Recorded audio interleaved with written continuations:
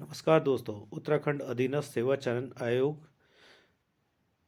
देहरादून द्वारा आज खिलाड़ियों के लिए एक विज्ञप्ति जारी हुई है, जिसमें समूह गौ की सीधी भर्ती के अंतर्गत युवा कल्याण एवं प्रांतीय रक्षक दल विभाग और डॉक्टर आर.एस. टोलिया उत्तराखंड प्रशासन अकादमी नैनीताल में व्यायाम प्रशिक्षक के रिक्त पदों के चयन हेतु विज्ञापन जारी किया है।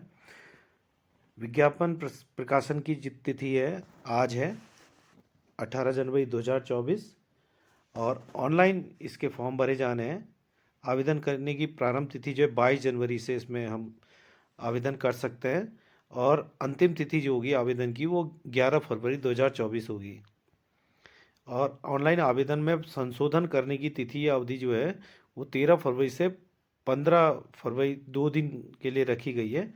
और व्यायाम प्रशिक्षक के 59 पद और आर.एस. टोलिया उत्तराखंड प्रशासन अकादमी नैनीताल में एक व्यायाम प्रशिक्षक को लगाकर कुल 60 रिक्त पदों पर सीधी भर्ती द्वारा आवेदन आमंत्रित किए गए हैं।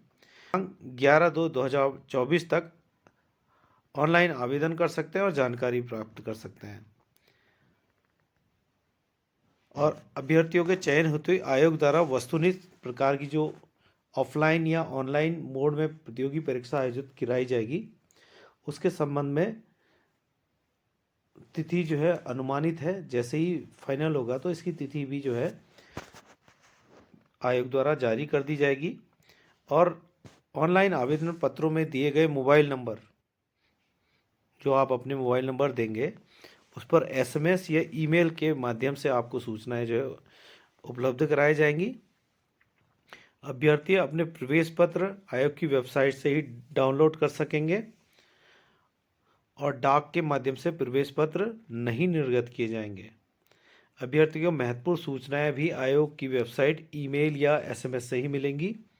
इसलिए अभ्यर्थी आवेदन पत्र में अपने स्वयं का मोबाइल नंबर और अपनी ईमेल अवश्य रूप से भरें ताकि अब भविष्य में किसी तरह की कोई परेशानी ना आने पाए। और चयन प्रक्रिया के संबंध में जानकारी और परीक्षा कार्यक्रम, प्रवेश पत्र आदि सब आयोग की वेबसाइट www.sssc.uk.gov.in को समय समय पर देखते रहें। यहाँ से आपको पूरी जानकारी मिल जाएगी। और इसमें पदनाम जो होगा व्यायाम प्रशिक्षक और पद कोड होगा 834/766/53/2024 और कुल पद हैं 59 और रिक्तियों का बहुमत इस प्रकार है। इसमें अनुसूचित जाति के लिए 15 रिक्त पद हैं, जिनमें से 4 महिला अभ्यर्थियों के लिए होंगे। अनुसूचित जनजाति में 3 पद हैं जो केवल पुरुषों के लिए होंगे। और अन्य पिछड़ा वर्ग में 10 पद हैं जिसमें 3 महिलाओं के लिए हैं। ईवीएस के 5 पद हैं और सामान्य के 26 पद हैं जिसमें 7 पद महिला अभ्यर्थी के हैं, 1 पद भूतपूर्व सैनिक के लिए, 1 पद अनाथ के लिए भी रखा गया है और 1 पद जो है दिव्यांग के लिए भी इसमें रखा गया है। और इसके वेतनमान की अगर हम बात करें तो वेतनमान होगा 29,200 रुपये से 92,300 लेवल 5 पर। आयु सीमा अभ्यर्थी की आयु 21 से 42 वर्ष के मध्य होनी चाहिए और पद का स्वरूप जो है अराजपत्रित है, स्थायी अंशदायी पेंशन युक्त है। और शैक्षिक योग्यता इस पद के लिए किसी भी मान्यता प्राप्त विश्वविद्यालय से स्नातक, एनआईएस पटियाला या उससे संबद्ध कोई एनआईएस संस्था से प्रशिक्षण कोचिंग में डिप्लोमा या लक्ष्मीबाई राष्ट्रीय शारीरिक शिक्षा संस्थान डीम्ड यूनिवर्सिटी ग्वालियर द्वारा खेल कोचिंग में पीजी डिप्लोमा या बीपीएड, डीपीएड, बीपी में से कोई एक। ग्रामीण खेल उसके अतिरिक्त ग्रामीण खेलकूद प्रतियोगिता में राष्ट्रीय स्तर पर प्रतिनिधित्व, अखिल भारतीय विद्यालय खेल प्रतियोगिता में राज्य के विद्यालय की ओर से राष्ट्रीय स्तर पर प्रतिनिधित्व, एक खिलाड़ी के रूप में अंतर विश्वविद्यालय खेल प्रतियोगिता में विश्वविद्यालय की टीम के सदस्य के रूप में प्रतिभाग।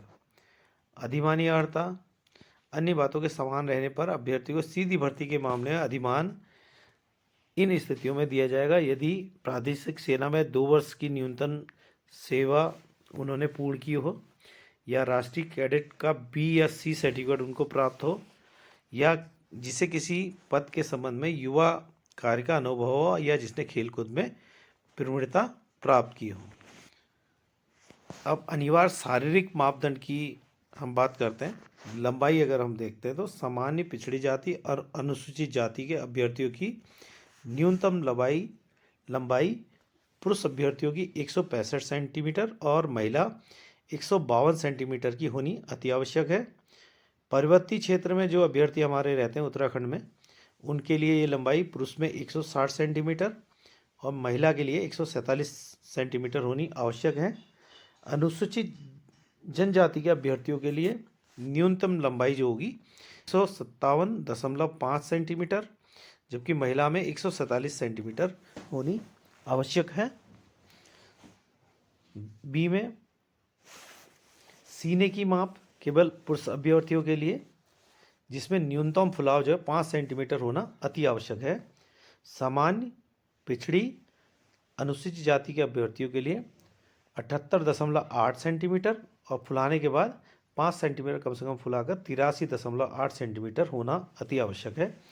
पर्वतीय क्षेत्र में अनुसूचित जाति के पर्वतीय क्षेत्र एवं अनुसूचित जनजाति के अभ्यर्थियों के लिए 76.30 सेंटीमीटर बिना फुलाए और फुलाने के बाद 81.3 सेंटीमीटर होनी अति आवश्यक है। अब शारीरिक वजन भार की बात करते हैं। महिला अभ्यर्थियों के लिए 45 किलोग्राम वजन होना अति आवश्यक है। और यदि पर्वतीय क्षेत्र के अभ्यर्थियों को शारीरिक अर्हता में कोई छूट लेनी है तो उसका प्रमाण पत्र पर्वतीय क्षेत्र का प्रस्तुत करना अनिवार्य होगा। दिव्यांग श्रेणी में भी आपको अपना प्रमाण पत्र देना अति आवश्यक होगा।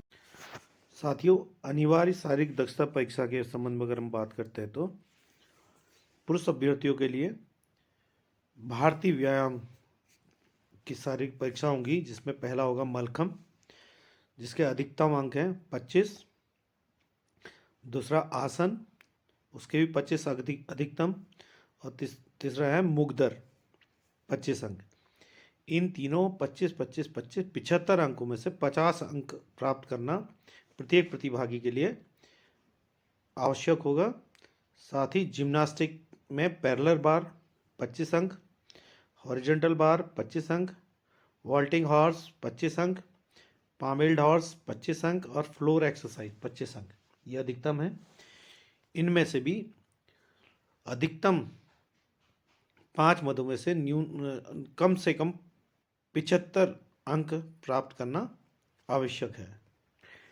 अच्छा, महिला अभ्यर्थी, उनके लिए आसन 25 अंक अधिकतम और मुगदड़ 50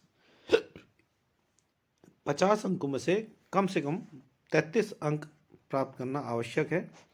जिम्नास्टिक में वॉल्टिंग हॉर्स 30 अंक, फ्लोर एक्सरसाइज 30 अंक, बैलेंसिंग बीम 30 अंक और अनइवन बार 30 अंक।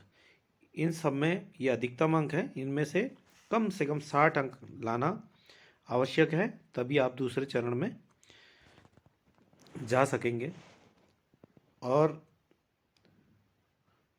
पदनाम व्यायाम शिक्षक युवा कल्याण प्रांतीय रक्षक दल विभाग के पदों हेतु लिखित परीक्षा से पूर्व अभ्यर्थियों की शारीरिक माप जोख व शारीरिक दक्षता परीक्षा आयोजित की जाएगी। तात्पर्य यह है कि युवा कल्याण और प्रांतीय रक्षक दल विभाग के जो 59 पद हैं उसमें पहले फिजिकल टेस्ट आपका होगा, उसके बाद जो उसको क्वालिफाई करेंगे वही अभ्यर्थी लिखित परीक्षा के लिए अर्हता रखेंगे। अब बात करते हैं पदनाम 2 पे। व्यायाम प्रशिक्षक, पद कोड 818/766/53/2024, जिसका केवल एक पद है जो डॉक्टर RS टोलिया उत्तराखंड प्रशासन अकादमी नैनीताल के लिए व्यायाम प्रशिक्षक का है और ये सामान्य वर्ग के लिए रिक्त है। वेतनमान एज इट इज़ रहेगा, बाकी अन्य शर्तें भी एज इट इज़ रहने वाली हैं। किसी भी मान्यता प्राप्त संस्थान से इसमें BPED या योग शिक्षा में न्यूनतम 2 वर्ष का प्रमाण पत्र या उपाधि, अधिमानी अर्हता अन्य बातों के समान होने पर ऐसे अभ्यर्थी सीधी भर्ती के मामले में प्राधिक सेना में कम से कम 2 साल की सेवा की हो या राष्ट्रीय कैडेट कोर में B या C प्रमाण पत्र प्राप्त किया हो। उक्त पदों के लिए चयन होती 100 अंकों की वस्तुनिष्ठ प्रकार की बहुविकल्पी 2 घंटे की लिखित परीक्षा आयोजित की जाएगी, जिसमें पद की शैक्षिक अर्हता से संबंधित प्रश्न पूछे जाएंगे और लिखित परीक्षा जो होगी उसमें सामान्य, अन्य पिछड़ा वर्ग, आर्थिक रूप से कमजोर श्रेणी के अभ्यर्थियों को 45% और अनुसूचित जाति और अनुसूचित जनजाति के अभ्यर्थियों के लिए 35% न्यूनतम अंक लाना अनिवार्य है।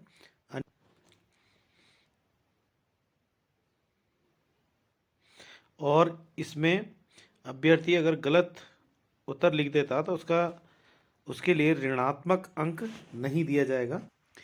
और सभी अभ्यर्थियों के लिए आयु की गणना जो है 1 जुलाई 2023 से की जाएगी, यानी 1 जुलाई 2023 से आप अपनी डेट ऑफ बर्थ को माइनस करेंगे तो आपकी आयु जो है 21 से 42 वर्ष के मध्य होनी चाहिए। जो अभ्यर्थी आवेदन करने की तिथि को सरकारी अर्ध सरकारी सेवा में हो उन्हें विभागीय अनापत्ति प्रमाण पत्र प्रस्तुत करना अनिवार्य होगा। अभ्यर्थी द्वारा निम्नलिखित परीक्षा शुल्क जमा करना अनिवार्य है। अनारक्षित, सामान्य और पिछड़ा वर्ग के लिए 300 रुपया, जबकि अनुसूचित जाति और अनुसूचित जनजाति या आर्थिक रूप से कमजोर वर्ग के लिए 150 रुपया, उत्तराखंड के दिव्यांग अभ्यर्थियों के लिए 150 रुपया और अनाथ के लिए कोई शुल्क आवेदन के लिए नहीं दिया जाएगा।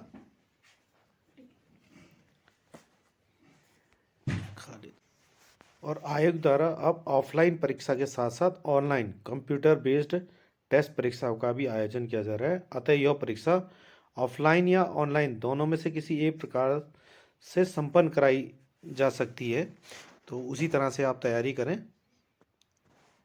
इसके अतिरिक्त भी यदि आपको कोई और जानकारी चाहिए तो आप उत्तराखंड अधीनस्थ सेवा चयन की वेबसाइट पर जाकर www.sssc.uk.gov.in पर तमाम जानकारियाँ प्राप्त कर सकते हैं।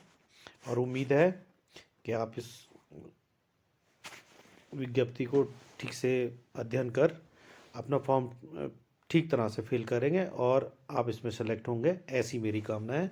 और इन्हीं शुभकामनाओं के साथ आपसे अनुरोध भी है कि इस विज्ञप्ति को ज़्यादा से ज़्यादा आप शेयर करें ताकि अधिकतम लोगों को इसका फ़ायदा हो सके। और सब्सक्राइब करना ना भूलें, लाइक कर दें। धन्यवाद।